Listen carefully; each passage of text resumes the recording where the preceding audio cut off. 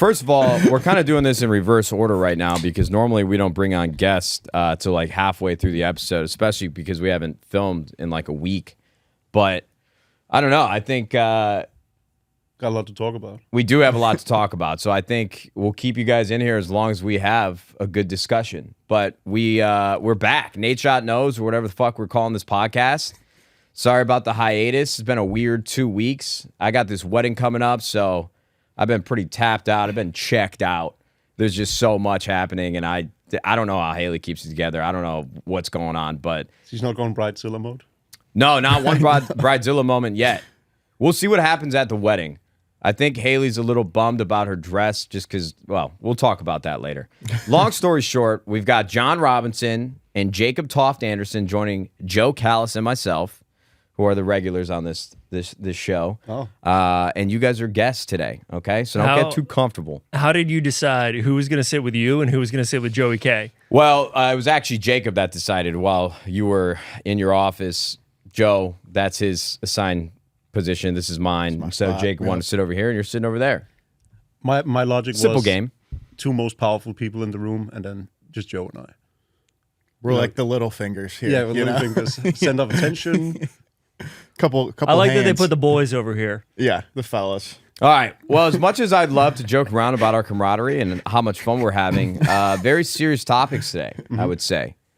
You know, yesterday we announced that Envoy was making his departure with LA Thieves, moving on to a different organization. We're not going to spoil that. We'll wait till that announcement is made. A lot of rumors flying around in the CDL offseason, which always happens during roster mania. But I think what people are surprised by most is the lack of noise that has been made by our camp and our team. So we wanted to bring on John and Jacob, and obviously I could have probably done it myself, but I think it's really important that you guys get perspective from the people that are making decisions on the back end here on all fronts. So off season, we've got Call of Duty, clearly the biggest topic of discussion. What's the fucking deal, man? So I think what's wrong with you guys? No.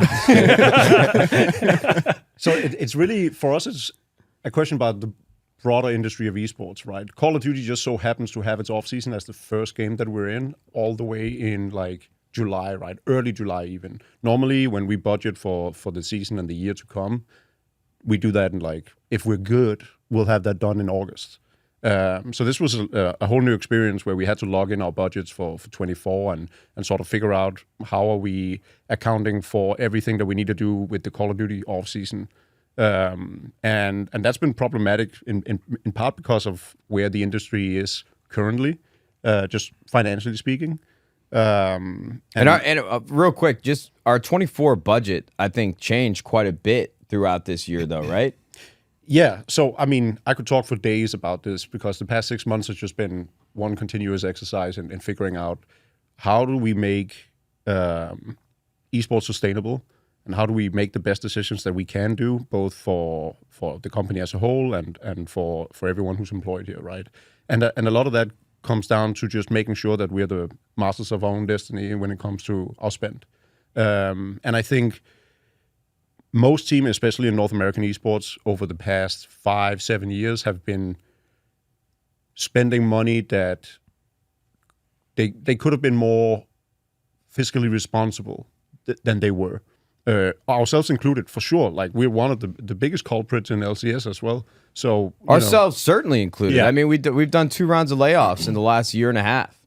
Yeah. Aside from esports, because I really want to focus on what Jacob said, masters of our own destiny, not only for our esports program, but for our company and our employees as a whole. These things are not independent of each other. Every decision that you make around how we're going to spend affects the livelihoods of not only the players and the coaches and what those lineups look like, but all of the employees here that make 100 Thieves reality every single day. Those are the things that you guys don't see. And I'm not patting ourselves on the back by saying we're being more responsible, because we've already made a couple missteps and fell off our beaten path at one time or another. But we're trying to be more responsible now about the future of 100 Thieves in general. Yeah, I think without going into like concrete numbers or anything, but a quick history lesson would show that as 100 Thieves, and this is actually before my time because I only joined a year later, But 100 Thieves started out very ambitiously with the budget that they put into, or we put into League of Legends, right? So signing big household names with Someday and Aframu, Meteos. Medios. Yeah, like big names, big budgets, right? Like certainly not holding back. And part of why, well, I don't know if that's part of why, but part of the process in hiring me a year later was, hey, we'd like to be responsible with our spend and, maybe take it down a notch because we realized that we're, one of the top spending teams and maybe there's better ways of doing this. And we did a year of that, like trying to be very, very thoughtful of how we spend money. And then we realized, in a lot of ways, League of Legends, for instance, is in a lot of ways Moneyball, and whoever spends the most is likely to also have the best results. And we made a conscious decision to invest into our league program and get the best possible lineup that we could. And that all came to fruition in 2021 when we won the championship, right? But we put a lot of money behind our decisions, both in League of Legends as well as other games. Well, to be fair to us and those decisions we made back then, and John, you could chime in whenever you'd like, teams were already spending a lot of money. When we were an expansion team, and we didn't want to come in and limp in, because the tough part is not only the spend, but the relationships that the agents and the teams that already have with these players that have been around the LCS for quite some time at that point. It was an uphill battle for us to put a roster together because there were already destinations that players had in their minds of where they wanted to go. Oh yeah, I think we played it right for the time. So yeah, I just want to be clear. Like, we weren't just blindly throwing money at our entry into the LCS. We were really playing two different games. We were trying to make a splash, but we were also fighting against these tried and true relationships that a lot of these players and teams already had. Yeah, the reality was esports, especially North American esports, with all the venture capital coming in and everything, it was very much so a land grab and trying to build up your brand in a lot of ways through success, right? And we as individuals do not rest until we win, right? Winning championships have always been part of our DNA, and I think our fans, our community has come to expect that. And so for good reason, that is something we've been striving towards every single day for as long as I've been here, at least. Well, let's talk about the two eras that 100 Thieves has been a part of. I'm actually curious where this is going. Sure. So we have, call it like the 2018 to 2021 era. In that era, there was almost an infinite amount of money being invested in esports. And during that period, esports organizations and gaming organizations were rewarded for growing as much as they possibly could. That was like the clear mandate that we had, not just from like our investors, but from the market more broadly. Like, it was all about growth. It's all about market share, growing your fan base, winning championships, because people thought that there were going to be basically like uncapped rewards for that, And so when you were spending on the big free agents in League of Legends or Call of Duty and you were winning championships, everyone was like, oh, it's no big deal that you're losing $1 million on this team this year or $2 million on this team that year, because we think that these franchises might be worth $20 million or $50 million or something like that. And so that was kind of like the stakes or the rule set under which we were playing in 2018 through roughly kind of like the end of 2021 or early 2022. And when the economy started to shift, people started to look at our industry very, very differently. Like a lot more scrutiny. Absolutely. Like the promises of those rewards, people were like, hey, maybe these franchises aren't worth $50 million. Maybe they're worth 20, maybe they're worth 10, maybe they're worth, and now we're in a very different place where some people would argue that the franchises maybe aren't worth anything. So we've had to deal with kind of like a very, very dynamic shifting environment where for 4 years the goal or the structure was really set up for us to grow as fast as we can, and it was okay to lose a fair bit of money as we would keep growing. We would continue to grow how much we were raising, and now we're moving to a place where people are not interested in funding esports teams and not interested in funding ongoing esports losses. And I think as we move forward, if we're going to show people that esports is a sustainable industry and that this is a good business, which we all believe, we want 100 Thieves to be around for decades, right? If we're going to do that, we actually have to prove to people, investors, the industry, the market more broadly, that these things aren't just money pits, right? That they're not just going to continue to lose money.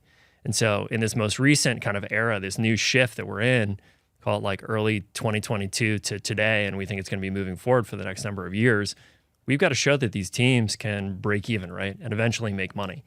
We're not looking to certainly like generate a ton of profit from esports in the near term, but at the very least, like to change this narrative that esports is a broken industry, to change this narrative that esports teams are worth, or that esports franchises aren't worth anything, we need to show that these can be, break-even businesses, that these can be operated sustainably.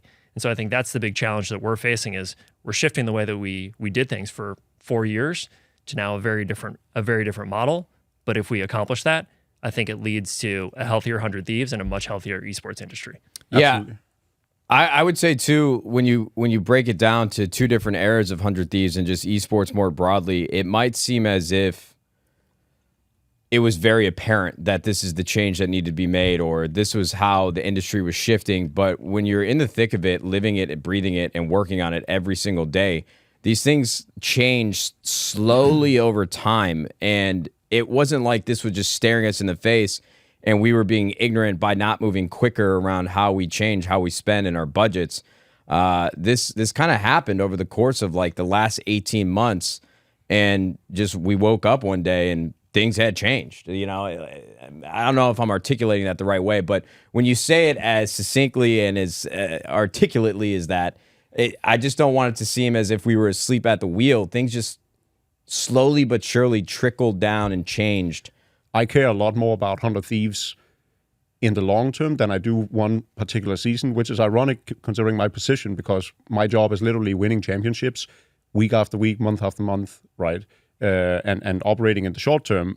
But at the same time, like I owe it to you guys, fans in our community, and certainly all of the employees in the company to make sure that every decision that we make, especially right now when it's on a downward trend, every decision is very, very calculated and ensuring that the people around us have a job next year or 2 years or whatever, however long, right?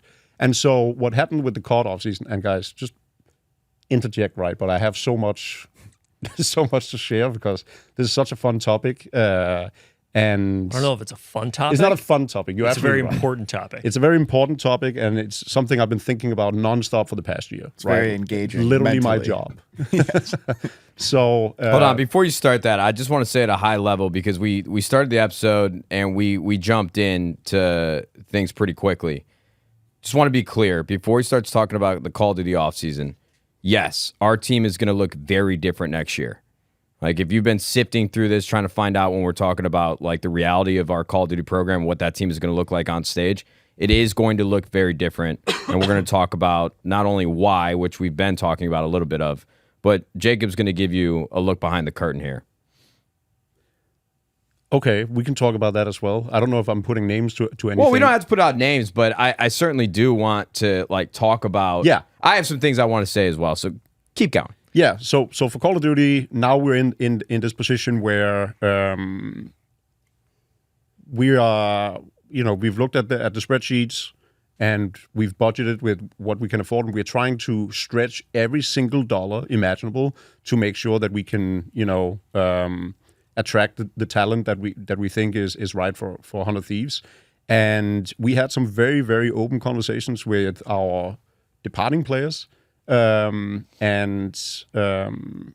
love those guys. And I genuinely felt like they loved us as well, and that they would have loved or would like to continue to be a part of the Thieves. But obviously, with all the accolades under their belt, they had some good offers, and there were teams that had a different financial perspective than we did that could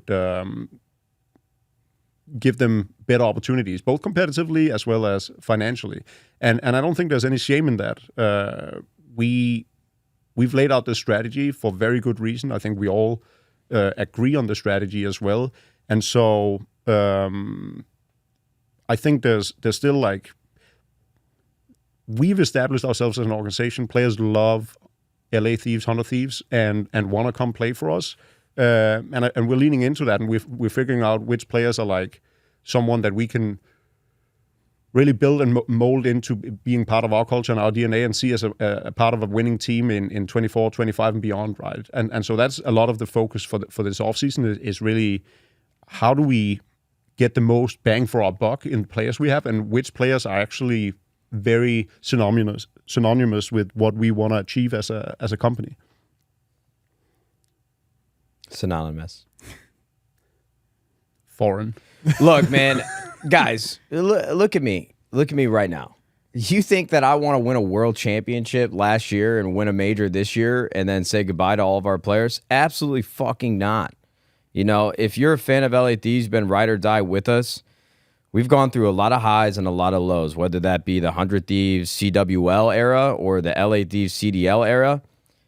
We've been a part of like turbulent waters competitively where we think we have the best roster and then it doesn't pan out and we're trying to throw things together, try new players, brought a Hook, we had Venom and Cold War, yada, yada, yada. And that will continue to happen year over year because that's sports. That's that's the beauty of it. You think you could have the best team going into every season, and then the game changes so much, and turns out that all-star crew that you had. I mean, like look at Atlanta FaZe last year during Vanguard. I mean, they brought in or they had Simp, Beezy, Celium, and Arcides. I'm not even sure if they won an event. They might have won one, but they came up short quite a bit, and that to me was one of the best rosters that I had seen in the CDL era. So for us. And especially my background, and this is why I said I want you guys to look and listen. I take no pleasure in revamping our program so much that you don't recognize the faces that are on this team. You know, when you have players like Octane, Envoy, Kenny, and Draza, and they deliver championships for you, you want those guys to be around forever. And unfortunately for us in the situation we're in, that is just not the reality. And like Jacob and John had explained, we're making the best decisions for all the information with all the information that we have in front of us. And I don't think that this era of 100 Thieves Esports is going to be like this forever, where we have to be very stringent around our spending and be as creative as possible with younger talent and making bets on new players that want to come play for an established program and really start their career off on the right foot. But for me, I just can't shame the players for going to other teams with more lucrative offers and a better structure for the team that they think can win next year. You know, at the end of the day, players' careers are normally much shorter than the lifespan of an esports organization. And so they need to go out and have self-preservation and look out for the best of not only for themselves, but their families and the situation that they're in. So this isn't, to me, like the last stand where this will be the last opportunity for LA Thieves to win. This is just a time where we have to be a little bit more responsible about what our next 10 years look like rather than what the next season looks like. And it's tough for me too, like without trying to sound as spiteful, but esports is really hard because in the first few years where we were spending a lot, if we weren't spending a lot and making really big headlines with the players that we would sign, the community would come out and tell us that we didn't care about winning and all we cared about was making money and selling hoodies. We make the right decisions in a lot of different places. We won First Strike in Valorant. We won an LCS championship in League of Legends. We won multiple Call of Duty events. And finally, that narrative started to shift. And in a lot of ways, I just feel like sometimes in esports, you're damned if you do and you're damned if you don't. Because if you're not spending, that means you don't want to win. And now that we're not spending as much, people are upset saying that we don't care, even though we've proven time and time again that winning has been one of the biggest priorities at this company. And if you're spending too much in esports and it's not panning out, and then we're ended up in situations like we did in the last 18 months, like, oh, the executives at 100 Thieves, they don't know what they're doing. They don't know how to build a tried and true business model for esports, and nobody knows what's going on, and esports is a failing industry. And then we start pulling back a little bit, start being a little bit more responsible about the writing on the wall and what's happening at a macroeconomic climate. And all of a sudden it's like, why don't you guys want to win anymore? So it's a mixed bag of trying to please everybody, but nobody at the same time. You're damned if you do and you're damned if you don't. And if you don't agree with that, I apologize. Actually, I don't apologize. You just don't have the same perspective. I've been on both sides of the fence as a player, when I was out of esports for a couple years, as a fan, and now as an executive, as an owner. It is really difficult to make the right decisions for your employees, your players, the community. Like, you just can't please everybody. Your investors, the board. There is not a lot of positions that you could be in where you make a decision and everybody's going to be happy, if any at all. I think over the longer term, I bet people will just realize that 2018 to 2021 was just like this huge aberration, and are going to have to look at that separately from the entire history of esports, because from the early days, from when you were playing up until about 2017, like, none of the teams were super well funded, right? It was like, we're gonna pay people as much as we're making from our sponsors and from what we get from the publishers, right? And it was only during this crazy kind of like 4-year period when there was so much invested in teams that teams were losing a lot of money. And I think we're now going through what'll be a year or two of transition. And I think on the tail end of that, it's going to get back to where we started originally, which is what we make from our sponsors and what we make from the publishers. We are going to reinvest in building the best teams we possibly can, but that's what we can afford.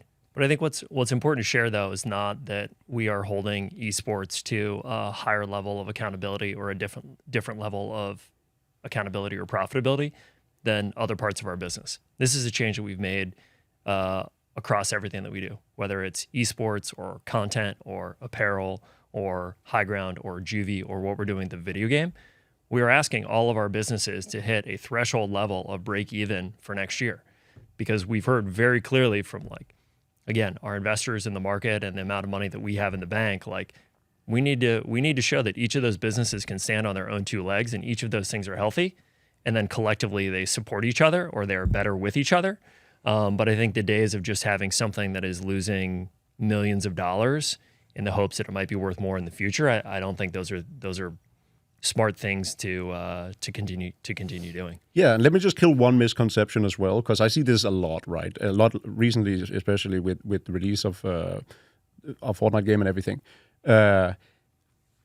I, in my position, could sit and want as much money as possible so I could keep building competitive rosters, right? No one is more invested in having a bigger budget than I am. And I can unequivocally say the bets that we are taking as a company do not influence the esports budget negatively, right? Like, these are things, if anything, these are things we should be doing, because this will inevitably allow us, assuming they're successful, will allow us to put more money towards esports in the long run, right? So these are all great things. What we're doing right now is just making sure that esports can stand on its own 2 feet without any interference from any of those projects, right? So it's like, when people are saying, oh, if you didn't invest into high ground juvie and video games, you could put more money towards esports. That's not how that works. Like, money don't just make themselves, right? Like, at some point, someone has to pay for the losses that we operate under in esports, right? And so people just got that all wrong. And it's if they want to give a little fire in you, baby. If they want to give, basically they're making excuses for me, right? Like, they're like, oh, Jacob doesn't have enough money to put towards teams. Man, we're trying to make enough money to put towards teams. Calm down. Well, we're doing our best. We unfortunately, like, we are not in a Red Bull F1 situation, right? It's like Exactly. Red Bull can lose hundreds of millions of dollars on their F1 program every year because they have a cash cow generating billions of dollars of That's profit, exactly right? It's the exact point, right? We're trying to be Red Bull. Yes, yet. we Not are. yet. We are trying to find our analogous profit center that What would fucking allow us word to did you spend just even use? more. Your analogous? Say that one more time. Chief? Analogous. It's I've never heard that in my Analogous. life. Is that an analogy? Is that? yes. It's Oh wow, context clues. there. You go. But yes, like, we would love for one day for the video game or juvie or high ground or our apparel business to be so profitable that we can lose more money on esports. But right now, when we don't have a huge profit center, we're asking everybody to do the same thing, which is get to break even and show that you can be a standalone, healthy business. The dream is for us not to be dependable on game developers and sponsors, right? If we could fund any black hole of esports spend ourselves, this would be the hands down best company esports team in the world, easily season over season, because we don't have to answer to anyone else but ourselves. But the reality is, in 2023, we are still very much depending on game developers trying their best to make this a financially viable path for us when we enter their franchises. And Thank you to all of our sponsors. We certainly depend on them for our ongoing success, right? Like, they matter so much to what, especially in esports, what we do every day, that, without them, we'd be lost, basically. Like, we'd definitely be a 10th place team without our sponsors. I got to say this too, man. I saw somebody tweet me yesterday after we said goodbye to Envoy and then we lost to Immortals and LCS, saying, what the fuck are you guys doing? Blow it up. You guys don't care no more. Why? Your teams suck. This is like the Cold War era of 100 Thieves. Everything's in shambles. Bro, this is just me being competitive now. And if you think I sound like an asshole, if I'm not being fair to our community, I don't know what to tell you. The beginning of the year, when we brought on CryoCells to our Valorant team, the perspective was that we were going to be a top 3 team in North America, if not a top 3 team in the entire world. We were on a tear before Cryo joined up. We had a pretty good AWPer, a pretty good duelist on our team at that point. We upgraded from what we thought and still believed. CryoCells joined the team. That's a really good Valorant roster to deliver at the beginning of the year. Then with the LCS, we took a swing. We brought back Bjergsen and Doublelift. I know that some people could press us on the fact that, oh, you guys take this old veteran talent and you just hope it works and then you got imports. It's really hard to win an LCS. There's only been a couple players that have come from scouting grounds or the Academy League that have actually made a name for themselves and performed at the highest level, like Blabber on Cloud9, and there's a few that I could probably miss. But we put together a really exciting team with Bjergsen and Doublelift, and now even in the offseason, we got, or not even the offseason, the middle of the spring and summer, we get a curveball, Bjergsen retires, we want the what's best for him, we bring over Quid, we bring Someday back, we seemingly upgrade the roster, and they're having trouble finding their footing. They've shown bouts of greatness, or not bouts, they've shown spurts of greatness, but from our decision making, at least from my perspective, we did everything to make LCS exciting, fun, and competitive with the cards that were available to us. And then with Call of Duty, we brought the World Championship team back completely intact with 2 of the best coaches in the league. And then our Apex team has been performing very well online. They've had great LAN performances, and now they're competing right now. So to sit here and say that our program is in shambles because of one off-season roster move with Envoy announcing his departure, to me, like, as being fair and balanced and unbiased as possible, I think we delivered a great and exciting offering with our esports teams at the beginning of 2023. So the problem with the internet and living esports every day, as a fan, I'm sure this is how you feel. When the teams that you put on the field are not performing at the level of which you expected them to, and then you see some changes being made, it probably feels like the end of the world and nothing is going our way. And it sucks to be a 100 Thieves fan right now. But, one split, one opportunity, these things happen so quickly. Like with Valorant specifically, regular season, you play these best of ones every single week. And all of a sudden, if we don't beat Sentinels on Sunday, our season is over in July when I don't even feel like we started competing yet. So it's just a really tough position to be in when you think you made all the right decisions. And then now we're halfway through the year and it feels like the walls are caving in. It's just the nature of esports, man. It's really hard to win. And you make the best decisions you can. And some things just don't pan out. And the results of this year have definitely not affected our decisions around this budget. It's just the nature of this industry and the vacuum that we're in. And we got to make the right decisions for the future. So I understand why you might be frustrated, but I just don't see it that way. It's not like we gave you shit on a platter. It was like, just deal with it. And now I think this era of what our CDL team will look like, not to continue to rant, I know you guys probably have things to say. If anything, I think next year might be even more exciting. Our backs are against the wall in terms of what we're able to spend. So now we need to get creative with younger players and see if they can turn into the superstars of tomorrow. And I think that's actually fun, trying to be the underdog again for the first time in a while.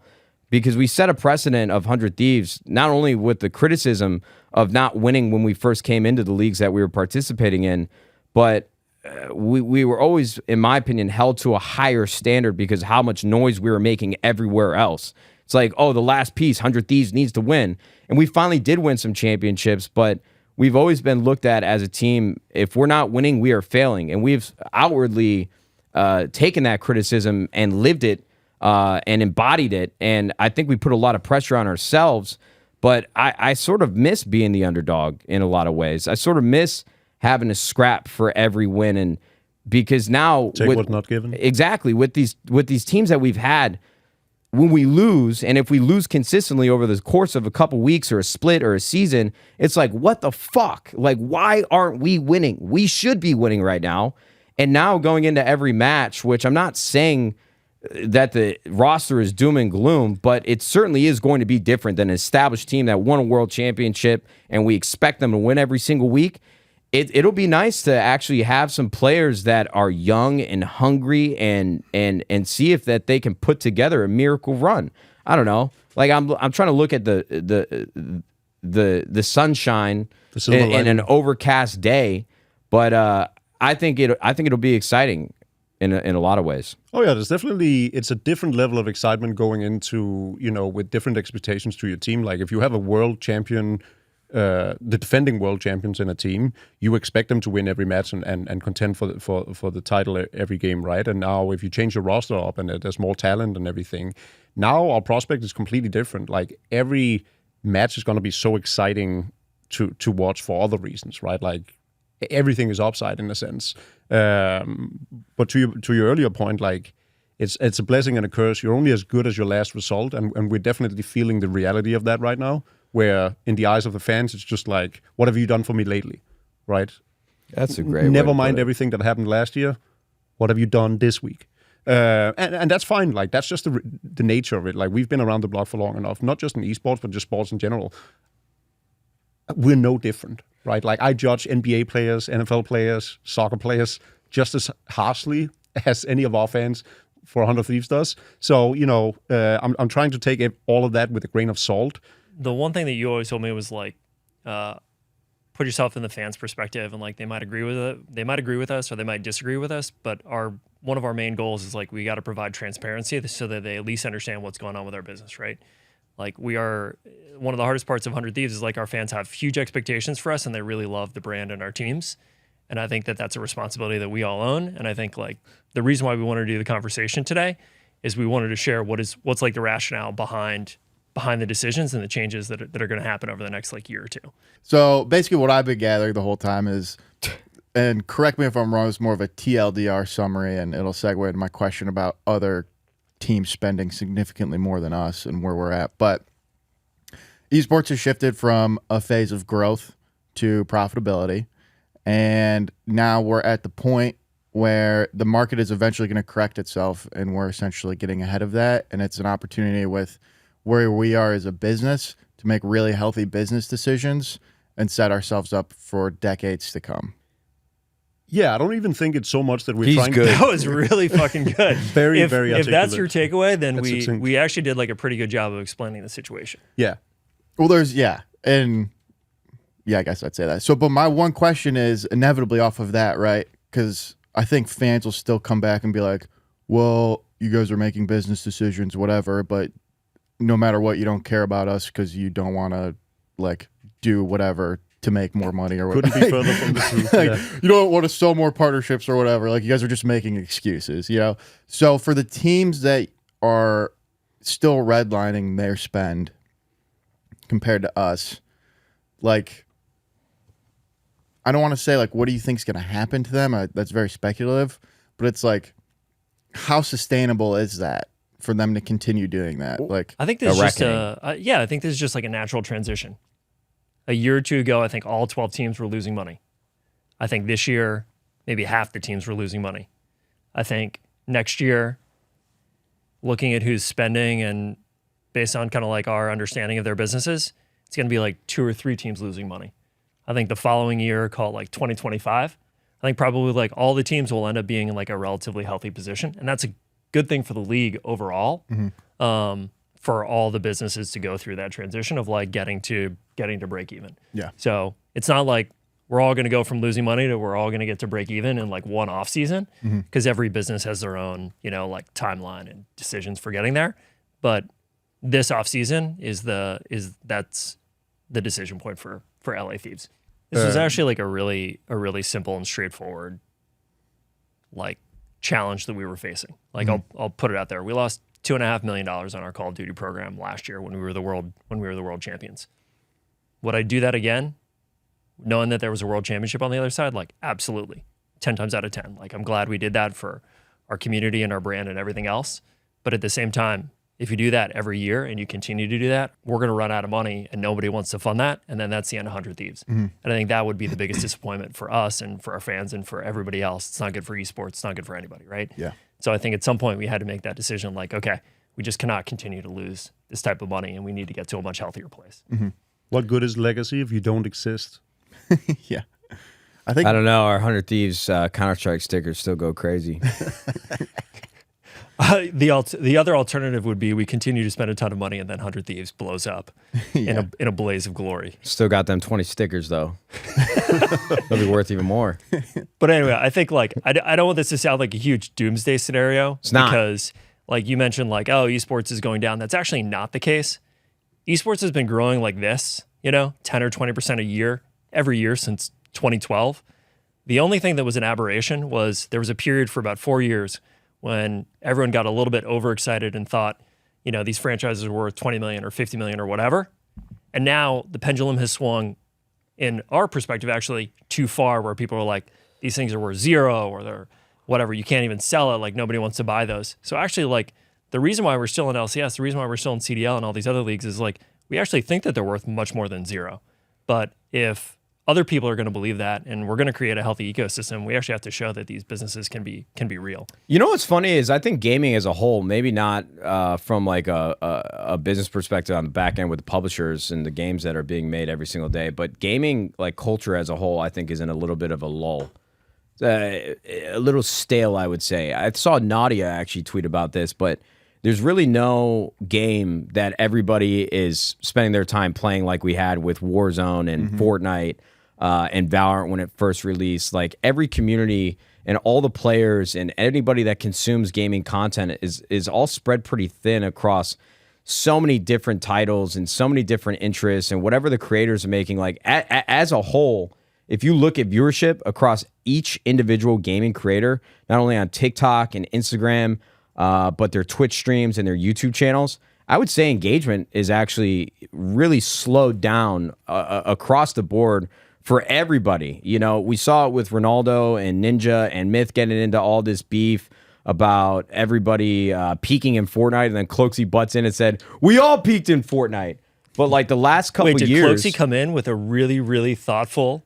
Yeah, you should watch the clip. He was like, "Nah, Ronaldo's great." I did. I saw him jump in at the end, and I was like, "That's the most reasonable statement of all of these," which is, of course, everybody peaked during the peak of Fortnite. That wasn't hard to be the most reasonable. Shout out Cloak. Sorry, Clock. What's up? Come to LA, man. I haven't seen you in a minute. Tyler means well. He was just fucked up, and he knows he fucked up. He shouldn't have said that shit. But regardless of that, I think gaming as a whole right now is really in a bit of a lull, but this happens, brother, this wave of excitement will come back as it always does, and it's like a revolving door, man. I have seen this go up and down, like between like Call of Duty titles and Minecraft for a couple years, there was fucking nothing to play. There was nothing. I'm being dead serious. From like 2015, we were gambling CSGO skins until like 2017. There was nothing besides a new Call of Duty title every year. All the ridiculous trends that were behind like that period, right? It's like esports was the hottest thing around. Esports franchising was happening. Fortnite just came out. Fucking COVID, everybody Twitch locked in and their YouTube house. were going through the roof, and they were competing for streamers as well. TikTok, short form. TikTok COVID. was blowing up. Instagram, remember like 2018, 2019, 2020, like Instagram was like through the roof and everyone was growing by like millions of users a year, And we're just in a different period now. Bull market, bear market. Simple when gaming economics. creators- We got 2 days of work left until you're heading up to Carmel for your wedding. Yeah. How are you feeling? I'm excited, man. I'm excited. I told Joe it's basically going to be a surprise party because I didn't help with the planning at all. I mean, I helped Haley make decisions, but I wasn't in the trenches, picking out the flowers and all the small details. Is there one part that you're most excited for? Saying I do. I would say Right answer. the one part that I'm most excited about is probably just bringing together all of our friends and family, people that don't know each other yet. I think the group that we invited from both sides of the fence are going to get along really, really, really well. I was not excited about the wedding ever up until Chibi's wedding. You, Ryan, and Rich are like the only 3 weddings I've been to, I think, as an adult. And I didn't know anybody at yours, but it was beautiful. I could feel the love in the room. Your friends were amazing. The table that you sat us at was so much fun. But with Rich's wedding, I knew a lot of people there, and I was like, why do people like I know a lot of people hate weddings, but what is it? Why do people love this so much? And it was like, oh shit, when you know everybody there, it's just like everybody's celebrating together for 3 days, and it's incredible. So that's what I'm probably the most excited about. I'm excited for the wedding to be over just because Haley's loved planning it, but I can tell how much it stresses her out. She's got a lot of load to bear on her own, and she's got a full-time job as well. I don't know how she keeps it all together, and I'm not saying that to earn points here, but I have a ton of respect for her ability to compartmentalize responsibility. I'm not built like that. So that's probably what I'm most excited about. Monterey's a beautiful place. I can't wait for everybody to hang out and just feel the love in the room, and I can't wait to read our vows and tie the knot officially. That's probably the best answer I could give you. I'm excited for gin and tonic with Nadeshot. Nadeshot will be ripping gin and tonics. Don't get on that train if you're not ready for the ride. That man never drank. He would have like a beer a month. I'm not even kidding. As a kid, yeah, I mean, the guy woke up at 4 a.m. for work every single day, Monday through Saturday, and then he would go work a side project on Sunday. That guy never drank. Maybe, like I said, a beer at the barbecue. Now he just rips gin and tonics. He's retired. Do what you want. We're holding everybody hostage at this wedding, but Oppenheimer, Barbie, and Mission Impossible are all out in theaters at that time. Mm-hmm. Which, by the way, all 3 of them have unbelievable reviews. I'm buying them in my hotel room. There's like 500 critic reviews on Mission Impossible, and it has 98% Rotten Tomatoes. Everybody that has reviewed Barbie and Oppenheimer said that these are going to win an Oscar. Cillian Murphy called it Nolan's magnum opus. Bro. I just don't know how you can look him and Florence Pugh as well. Couple critics that like it's like 20 minutes long. I don't know how you can look I say magnum opus. Joe says graphic sex scene. One in the same. Christopher Nolan's crime, body full of penetration, work. fighting crime, full penetration. I can't say I've watched all the Nadeshot Knows, but is that the first time anyone's used that phrase on this podcast? Just wait till you get him talking about Blue Chews, dude. Yeah. You haven't watched all the Nadeshot Knows podcasts? I usually watch like the first like 20 or 30 minutes of them. That's fucked. That's our warm-up period. You got to catch me the last. You got to just skip to the last 30 minutes. Joe's a second half player. Yeah. They had me in the first half every time. I think we're going to watch Oppenheimer over the weekend. I think we're definitely going to go see Mission Impossible. Barbie's probably number 3 for me. I fucking love Ryan Gosling. So do I. Oh, Crazy Stupid Love. Dude, one of the best movies Drive. ever made. Crazy Stupid Love. Yeah. Text chains going on about this wedding right now. I actually have a separate one with just Jacob and Joe about it to talk about Jacob's tuxedo. Well, For me, tuxedo this is the t-shirt. social event of the year. I flew in my tux from Denmark that I haven't worn in 7 years. Turns out, shout out Glykos, I have gone up 3 pant sizes since I got here. I thought you... What's glycose? Did you just shout out sugar? Yeah. Oh. Did you mean glucose? Glucose, whatever. Foreign. Did you just Corn- shout out sugar corn on this syrup. podcast? Do you think this is the social event of the year or the esports event of the year? There's not a lot of wedding? people from esports coming. The gaming event of the year. No, it's not the... No. All of our esports money It's like- was put into Matt's wedding. Yeah, little did you know. The only esports people Sorry coming for is like joking us and about Optic, that, but- right? Yeah, no, we tried to keep it Pretty small tight. wedding, right? We're hosting a major. The wedding was either going to be like 100 people or it was going to be like 300. I have a lot of friends that I cherish our relationships with in this industry that I've made over the last 16 years, but too many people. Smaller wedding. But Jacob made the cut. Jacob made the cut. There's a debacle though, a huge turn of events, bro. I saw a photo of the tux that we ordered from this service that I know that you hate, and you better be wearing that suit. The fucking shirt has like ruffles. Yes. Bro, You didn't know that? I ordered the same suit as Rich on the website. There was 2 options for suits. And then Jackson sends me this photo and it's got ruffles in it. I'm like, yo, what the fuck is that? I told you that's usually what you get when you do like a rental. Brother, again, What I is this, used the the same 70s? exact service as Rich. I wore that tuxedo 2 weeks prior to setting it up. I was not setting everybody up for failure. Once it's all done up and people I'm going to see if they can send like a straight shirt. But if they can't, it'll look fine. As soon as you have the fucking... Probably over. Everybody On my probably text thread to overnight. Haley, I said the tuxedo just arrived and it fits great. I haven't tried mine on yet. I'm kind of It does. tweaking. You're so diplomatical. You know that'll calm her down. No, it's actually Matt. Matt was like, "This is important to me. You guys Yeah. are all going to wear the same tuxedo," and I said, "Cool." Was important to you because of Haley, right? No, it was important to me because John was the only one that was trying not to wear the tuxedo. I just want to look fly. Well, I have a tux, and I was like, "Can I just wear my tux?" And he's like, "No, I want all the guys to look the same." So I was Yeah. like, "Okay." I mean, to be honest with you, I didn't even really care about it, but apparently that's like a thing that the bride cares about. Like, That's what I just said. You did. My it for Haley. brother-in-law actually showed up at a wedding, and he was wearing a blue tux, and everyone else was in a black tux. So I'm in a blue tux with black. that's details. cool. Yeah. But you're also not going to be in the photo. So I'm gonna be in Jeez. some photos. I'll take some photos. Look at this guy yeah, pulling we'll be in rank. the photos. We'll do a separate. We'll do Social we'll rank. do, This is straight up bullying, John. Are we going to do the thumbnail photo for this pod at the wedding? Joe, John sent me a picture from the bachelor party. He said, "Thank God you're not here." listen, No, fuck us. Don't even get into I it. told Russ and Jacob it felt weird not having them there, but me and Jacob, I love you. I really do. I feel like we're best friends, but we don't hang out outside of work. That's 'cause you he never goes to show up? clubs and shows. I hate all of the things that he does outside of work. You guys hang out all the time. He came to your Christmas.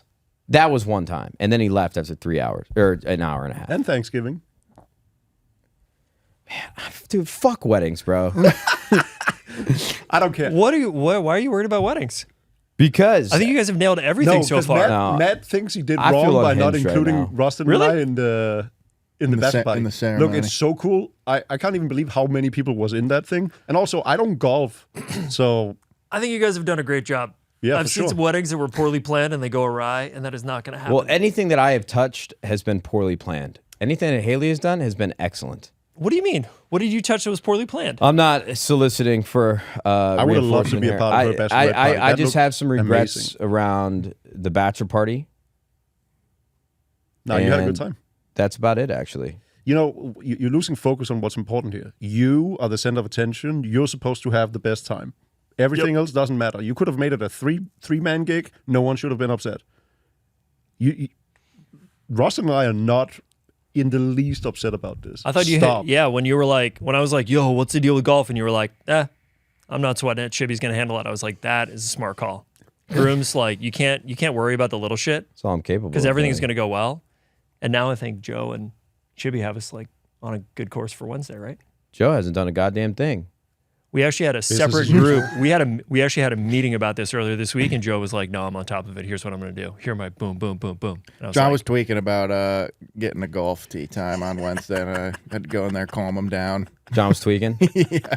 That's basically. Bro, you know what we should do? Should we get a computer set up at the reception so that we can just open Cases. CSGO cases? That'd be amazing, actually. Bro, imagine that like every guest has to open a case. Bro, that TikTok would go crazy. Nathan, can we borrow your Steam Deck? when they play Oh, you can take mine. shout on the dance floor, you're going to be there like Bro, holding up the laptop. imagine we get a knife. Did I see you get a knife yesterday? I got a knife like 3, 4, 5 days ago. It's a boring one, though. Yeah, it was an ultraviolet karambit and it was kind of beat up. Oh, I unboxed a knife. It sucked. How about the guys like common folk that don't have a knife yet? All right. We actually deflecting. do up after this. We actually have a meeting to talk about the cod off season. Yeah. Should we go do that? I also got to go to my barber ahead of the wedding. Just to get a little perspective of what we've been talking about and working through over the last couple weeks, last couple months here at 100 Thieves. Without giving you a true look behind the curtain, I know some of this can probably sound pretty ambiguous, and we're trying to right-size the ship and be on the right course for the future of 100 Thieves. Listen, I want to give Jacob a shout-out. He's been with us for 4 years, and this man has put this company ahead of his own personal ambitions time and time and time and time again.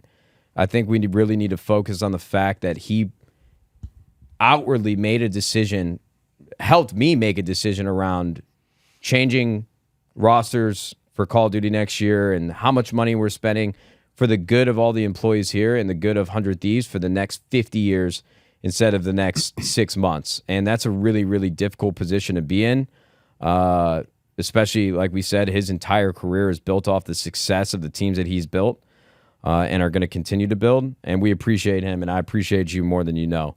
I want to give a big shout out to John and Jason and really the entire executive team at 100 Thieves. The last 18 months have not been the easiest work, I'm sure, that they've had in their career, but we've made really hard decisions and gone through some really difficult times. And now 100 Thieves as a whole, we haven't really talked about that. From what we see in front of us is actually in a really, really good place. We just had the launch of our Fortnite game. Project X is still moving and grooving. Juvie and High Ground are growing at a pace that I never anticipated or expected. So although these next couple months might be tough for the CDL fans that were ride or die with LA Thieves, I can't wait for everybody to magically become a Draza fan. Have fun. You pieces of shit. Gave that kid so much grief, and now you're going to love him when he's on another team. I understand. He's a great player. But I just want to say thank you for sticking with us, for people that are coming to us on social with very rational approaches and questions and thoughts, whether that's on Reddit or in YouTube comments. You guys are like the lifeblood of my sanity, and I want to say thank you. If you ever have a problem with the decisions that we're making and you want to talk about it, I love just like a very rational, thoughtful reply. There's no need to be passive aggressive and angry. And if you are angry, that's a good thing. That means you care about our team. But we're going to do our best to pull this back in over the next year and continue to help 100 Thieves grow the right, responsible way, make our investors proud, make our board happy, make our community happy. I think all of these things can be done in unison together. It just takes time where one has to be higher or lower on the priority list than the other. And that might suck and maybe not be the best way to convey it, but I do believe that. I think 100 Thieves is going to be in a really, really good place over these next couple of years. And we appreciate your patience. Good luck to all the players on the CDL team who haven't announced yet whether they're going or staying or whatever, but you guys will see over the next couple weeks. And we're going to put together the best roster we possibly can for 2024 and give you something to cheer for, root for, and live and die for. So appreciate y'all. Thanks for listening. Appreciate John, Jacob, and Joe. It's a good episode. Yeah, I love being on here. It's fun. Would you agree with a lot of things that I said there at the end? Is there anything else that you guys want to add in before we say goodbye? I mean, I could keep talking for days, but yeah, shout out to our COD guys. Regardless of what happens professionally on a personal level, really, really just love those guys. Like, yeah, consider them friends as much as co-workers. So happy for them regardless of what happens next. Yeah, we're just going to keep busting our ass, trying to bring on great sponsors and build the best teams we possibly can, and hopefully that continues in the right trend moving forward, Retweet. Thank you guys so much for tuning in. Hope you guys have a fantastic day. And YouTube. We'll see you folks later. Goodbye. Free JMO.